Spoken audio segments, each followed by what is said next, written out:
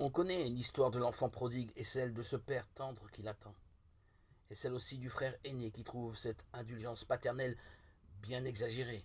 Il est intéressant de la relire à la lumière du premier verset.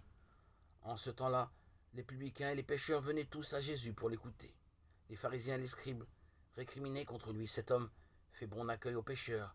Il mange avec eux. Luc 15, verset 2. Oui, le second fils est un pécheur, c'est entendu. Oui, les motivations de son retour ne sont guère reluisantes, c'est bien entendu. Et le père lui fait bon accueil, trop bon accueil. Ce que le fils aîné ne comprend pas, ce que aux yeux de son père, dans le cœur de son père, le cadet tout pécheur qu'il est, reste le fils, quoi qu'il arrive, quoi qu'il lui en coûte d'angoisse et de larmes, car il est le père. Un point, c'est tout.